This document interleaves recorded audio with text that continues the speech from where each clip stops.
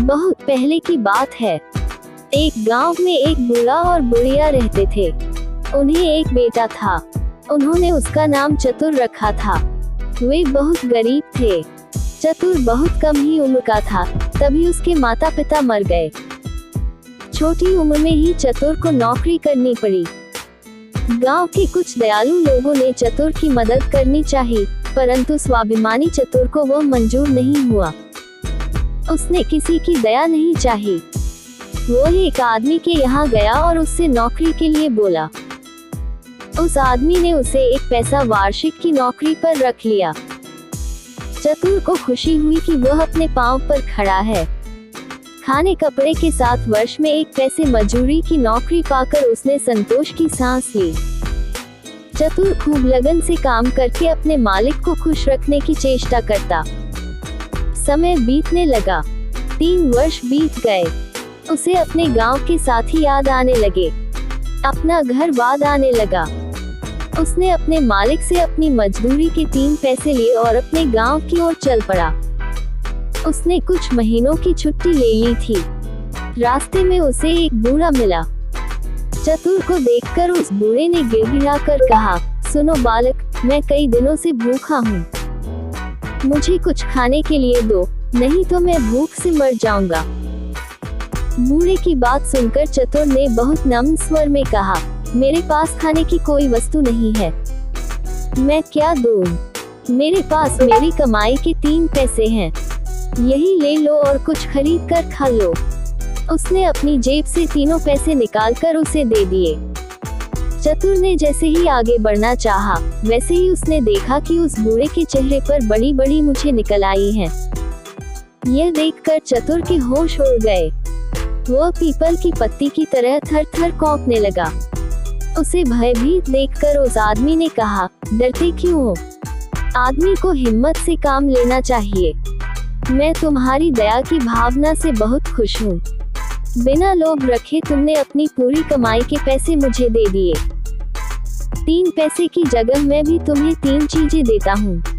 आओ मेरे साथ चलो। त्याग करना बहुत बड़ी बात होती है। चतुर डरते डरते उस आदमी के साथ चलने लगा। अपने घर ले जाकर उस आदमी ने चतुर को एक सारंगी दी। बताया कि इसे तुम जैसे ही बजाओगे तो लोग नाचने लगेंगे। एक तीर धनुष देकर कहा, तुम जिस पर निशाना लगाओगे वह खाली नहीं जाएगा और तीर लौटकर तुम्हारे पास आ जाएगा। तीसरी चीज थी सच्चाई। उस आदमी ने वरदान में सच्चाई दी। बताया कि तुम जो कुछ कहोगे लोग उसी बात को सच मान लेंगे। तीनों चीजें देकर वह आदमी गायब हो गया। चतुर पहले तो बहुत घबराया, लेकिन फिर उसने हिम्मत से काम लिया। थोड़ी देर वह वहीं रुका रहा। इसके बाद चतुर वहां से आगे बढ़ा। वह गायब हुआ आदमी काफी देर तक वापस नहीं लौटा। चतुर ने कुछ दूर जाने पर देखा कि एक व्यापारी पेड़ की छाया में विश्राम कर रहा है। उस पेड़ पर एक खूबसूरत सी चिड़िया बैठी थी। उसे देखकर व्यापारी का मन ललचा उठा। उसने कहा, ओह, कोई उस चिड़िया को मेरे लिए मार देता तो मैं उसे ढेर सारे रुपए देता। चतुर ने कहा, आप चिंता मत कीजिए, और उसने निशाना साध कर तीर मारा। वह चिड़िया झाड़ी में गिर गई। चतुर बहुत खुश हुआ। खुशी से उसने सारंगी बजाई। व्यापारी हड़बड़ाकर चिड़िया पकड़ने के लिए झाड़ी में घुस गया। चतुर खुशी से अपनी सारंगी बजाने लगा। सारंगी की आवाज पर व्यापारी भी थिरक गिरक कर नाचने लगा। झाड़ी से उलझकर उसके कपड़े फट गए। वह अधनंगा हो गया। उसके शरीर पर काफी खरोंच लगी थी। उनसे खून बहने लगा था। व्यापारी की हालत देख चतुर को दया आ गई। उसने एकाएक सारंगी बजाना बंद कर दिया। सारंगी का बजाना बंद होते ही व्यापारी का नाचना बंद हो गया। व्यापारी ने उसे थैली भरकर रुपए दे दिए। इनाम पाकर वह खुशी खुशी घर की ओर बढ़ने लगा। व्यापारी को लोभ सताने लगा। हाथ से रुपये निकल जाने के कारण वह हाय हाय कर उठा। कुछ सोचकर वह चतुर के पीछे पीछे दौड़ने लगा।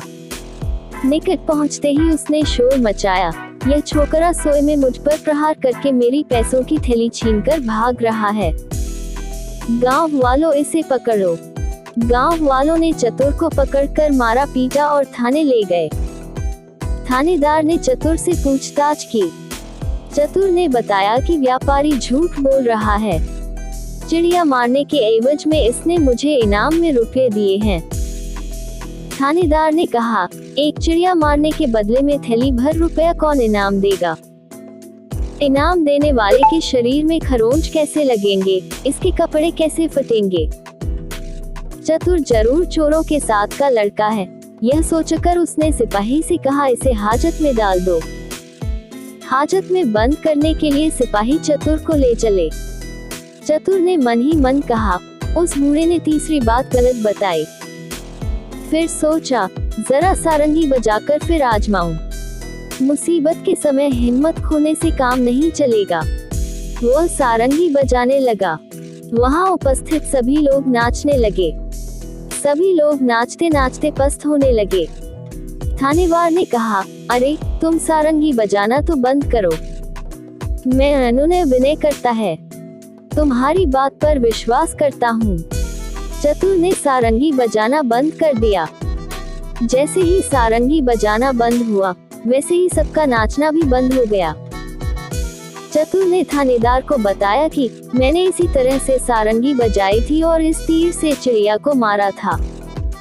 चिड़िया झाड़ी में गिरी और व्यापारी चिड़िया लेने गया। खुशी से मैंने अभी की तरह सारंगी बजाई और यह व्यापारी बेसुध होकर नाचने लगा था। झाड़ी में इसके कपड़े फटे और शरीर पर खरोंचें लगी। मैंने सारंगी बजाना बंद किया तो इसने यह थैली दी। अगर विश्वास न हो तो मुझे उस झाड़ी के पास ले चलिए। आप लोग मैदान में नाचे थे, इसलिए कपड़े नहीं फटे। चतुर की बातों से थानेदार प्रभावित हुआ। उसने व्यापारी को झाड़ी के पास चलने को कहा। थानेदार की बात सुनकर व्यापारी के होश उड़ गए।